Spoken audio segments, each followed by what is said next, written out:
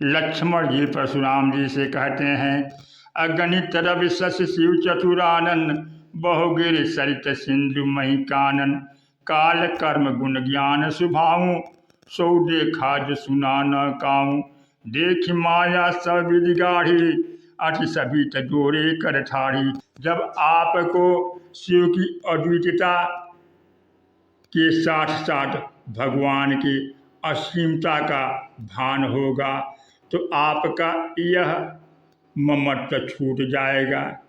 ससीम को देखने पर अहंकार बढ़ता है। हे परशुराम जी, आप सिर्फ शिव धनुष को देखते हैं, असीम पर भी तो दृष्टि डालिए।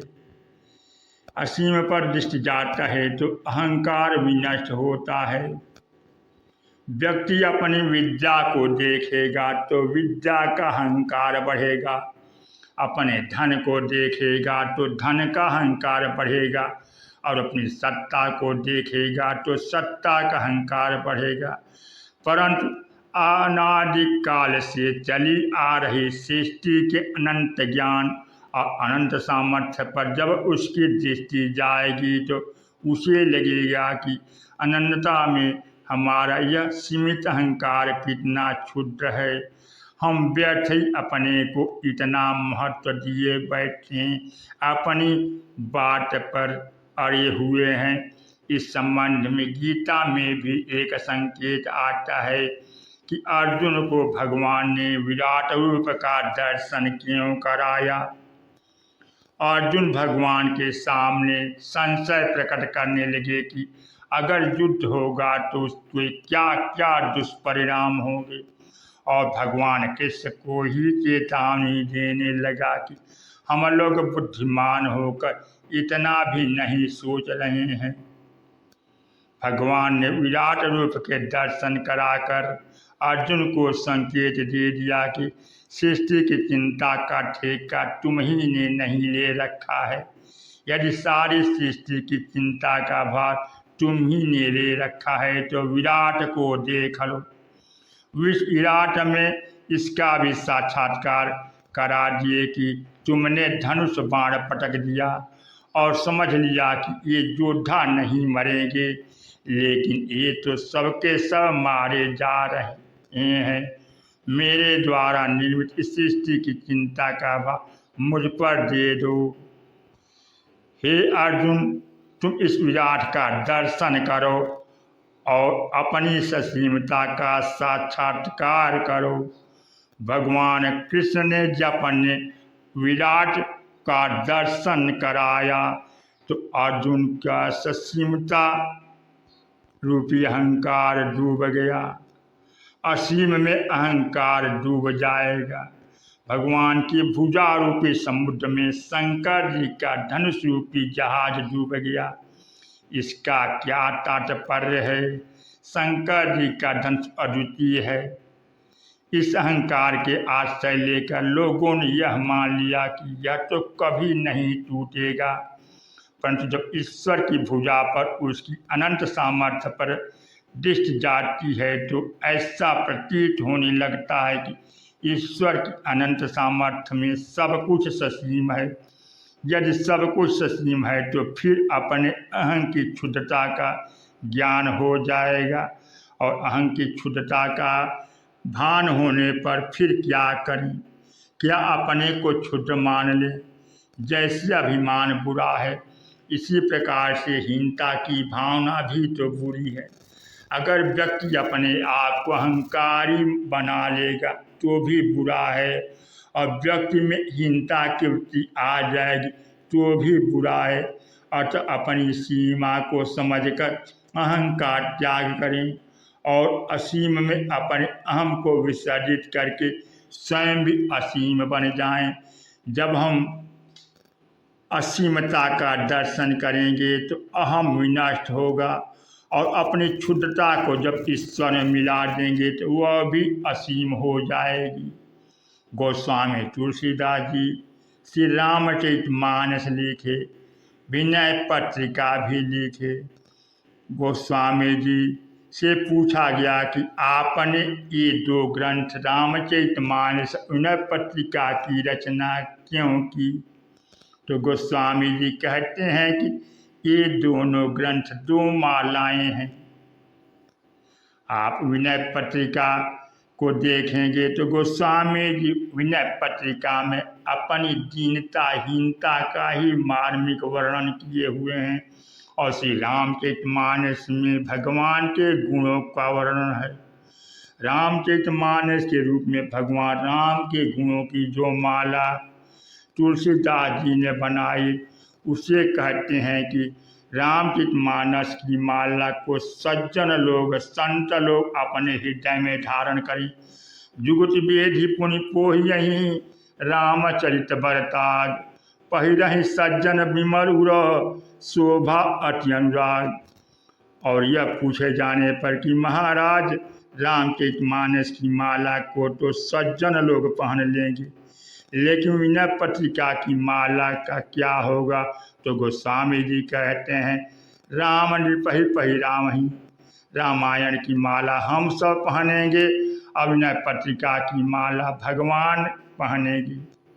भगवान के गुणों की माला जीव पहन ले, अपनी दीनता की माला भगवान के गले में डाल दे, यही अच्छा संजोग रहेगा।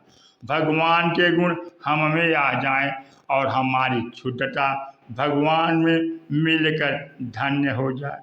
जैसे नदी नाले समुद्र में मिलकर स्वयं भी असीम हो जाते हैं, इसी प्रकार हमारी दीनता हीनता भी आप में मिलकर धन्य हो जाती है। इस असीमता का भान न होने के कारण कि भगवान की भुजा समुद्र के समान असीमता है, और दूसरे शंकर जी के प्रति अद्वितीयता की भ्रांति के कारण ही लोगों के मन में विश्वास है कि यह जहाज कभी भी नष्ट नहीं होगा, और इसी जहाज के सहारे हम संसार में व्यवहार करने चले हैं। इस जहाज पर सवार यात्रियों का वर्णन करते हुए गोस्वामी जी कहते हैं सब कर संशय अरु अज्ञान। प्रत्येक व्यक्ति के मन में जो संशय और अज्ञान था कि यह धनुष नहीं टूटेगा, वे भी उस पर सवार हो गए और मंदमही पन्न कर अभिमान। वहाँ जो दुष्ट राजा आए उनका अभिमान उसी पर सवार हो गया। गोस्वामी जी मंद शब्द का प्रयोग किए हैं। इसका कारण कि वहाँ जो अनेक राजा आए हुए थे, उनमें से कुछ राजाओं ने धनुष तोड़ने की चेष्टा की और कुछ ने नहीं की। इस पर धनुष तोड़ने की चेष्टा करने वाले राजाओं ने निष्क्रिय राजाओं से कहा कि अगर तुम्हें कुछ करना ही नहीं था तो इतना कष्ट उठाकर यहाँ आए क्यों? जब एक उद्देश्य को लेकर आए हो तो कम से कम कुछ प्रयास तो करो। तुम लोग शायद इस भय से धनुष के पास नहीं जा रहे कि अगर कहीं धनुष न टूटा तो लज्जित होना पड़ेगा। तुम कायर हो, तमोगुण और लज्जा की भावना के कारण निष्क्रियता को स्वीकार किए हो।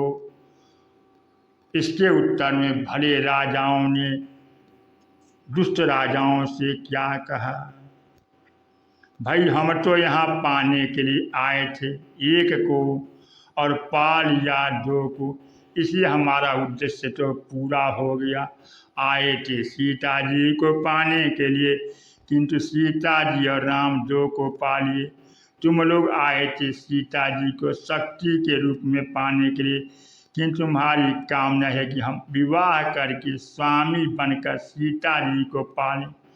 हमें यहाँ कर अनुभव हुआ कि सीता जी तो और राम जी चिर दंपति शाश्वत मिलकर पति पत्नी सीता और राम हैं, और हम उनके नन्हे बालक हैं।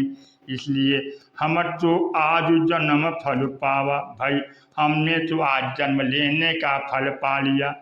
अब तुम लोग जो पाने की चेष्टा कर रहे वह करके देख लो। यदि तुम में सामर्थ्य हो तो तुम पाने की चेष्टा करो। इस पर जितने राजा थे उनका अभिमान उस धनुष पर सवार हो गया, और उन्होंने कहा कि नहीं, हम ऐसे हार मानने वाले नहीं हैं, बिना प्रयास किए हम नहीं मानेंगे। इसलिए सब कर संसव अरु अज्ञानो मंद महीपन कर अभिमानु।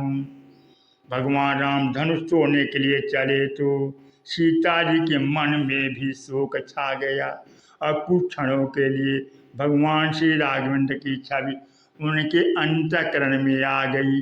रामचरितमानस में धनुष जग के प्रसंग के पहले पुष्पवाटिका प्रसंग है। वहीं भगवान राम को श्री सीता जी ने लौकिक मंच पर, इस विश्व के रंगमंच पर पहली बार देखा। भगवान श्री राम जब लता कुंज से प्रकट हुए तो श्री सीता जी नेत्र मोड़ कर भगवान राम का ध्यान कर रही थी। सखी ने सीता जी से कहा कि जरा नेत्र खोल कर तो देखिए। सखी कहती, लता भवन ते प्रगट भे तेहि अवसर दो भाई, निकसे जन जुग विमल विधु जलद पटल बिल गाय, शोभा सीम सुभग दो वीरा नील पीत जल जाभ शरीरा, मोर पंख सिर सोहत नीके गुच्छ बिच बिच कुसुम कली के। तुलसीदास ने एक और संकेत किया, भाल तिलक सम बिंदु सहाय। भगवान राम के माथे पर पंचसीने की बूंदे थी। उस समय भगवान राम सुमन समेत बाम कर दोना, सांवर कुंवर सखी सुठिलोना, बाएं हाथ में दोना लिए हुए थे जिसमें फूल रखे गए थे। और जब लता कुंज से निकले तो माथे पर पसीने की बूंद दिखाई दे रही है। इसलिए ज्यों ही श्री राम धनुष तोड़ने के लिए चले तो श्री सीता जी को पुष्पवाटिका की झांकी याद आ गई। वे सोचने लगे कि जिन्हें फूल का दोना उठाने में पसीना आ जाता है वे धनुष क्या उठा पाएंगे। ईश्वर वह है जो अरो अरियान महतो महियान है। छोटे से छोटे में ईश्वर और बड़े से बड़े में भी ईश्वर। अखिल वे धर्मसत्ता ईश्वर में ही है। वह कठोर भी है, सुकोमल भी है, अतो अहियान महतो महियान है। ये दोनों लक्षण धर्म अखिल उधर से लक्षण तो ईश्वर में ही होते हैं।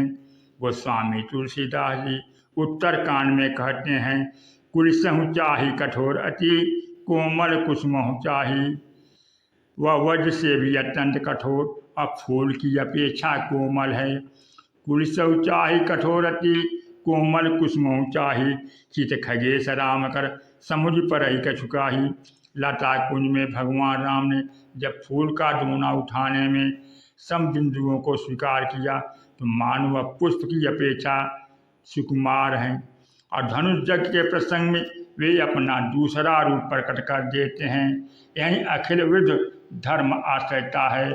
शंकर जी का धनुष वज्र से भी कठोर माना जाता है, किंतु उस वज्र की अपेक्षा कठोर धनुष को तोड़ने में भगवान राम के माथे पर समबिंदु पसीना आया हो, ऐसा वर्णन गोस्वामी तुलसीदास जी ने नहीं किया।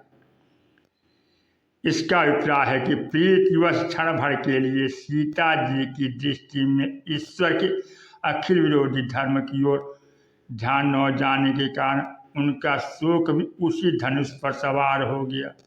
उन्हें भी लगने लगा कि यह धनुष नहीं टूटेगा। इसी क्रम में अन्य यात्रियों का वर्णन करते हुए गोस्वामी जी कहते हैं, सिय कर सोचु जनक पछतावा, रानिन कर दारुण दुख दावा।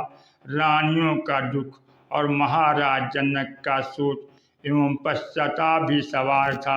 श्री सीता जी का संशय, लोगों का मोह और अज्ञान भी सवार था।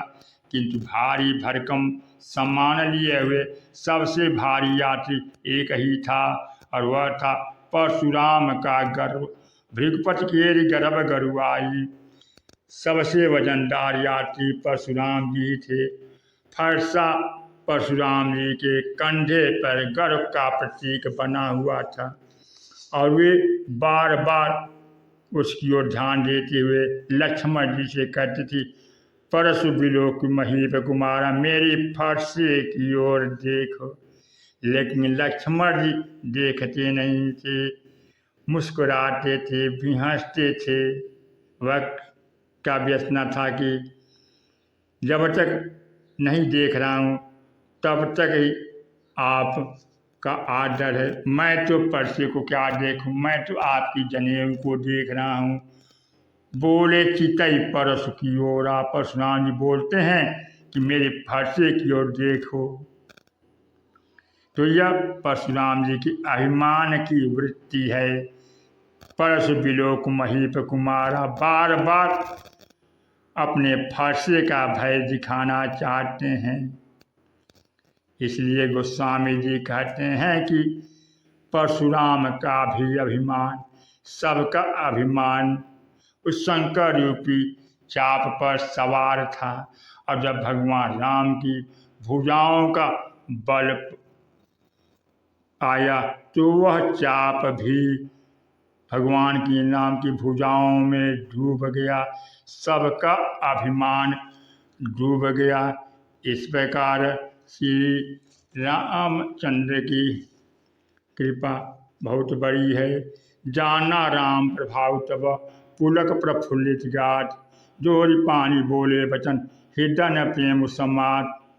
और जब परशुराम जी राम जी की ईश्वरत्व को जान गए तो वे बहुत प्रसन्न हुए, और इतना प्रसन्न हुए कि वह अपनी हार को ही विजय मान लिए और उसके द्वारा उनका कल्याण हो गया।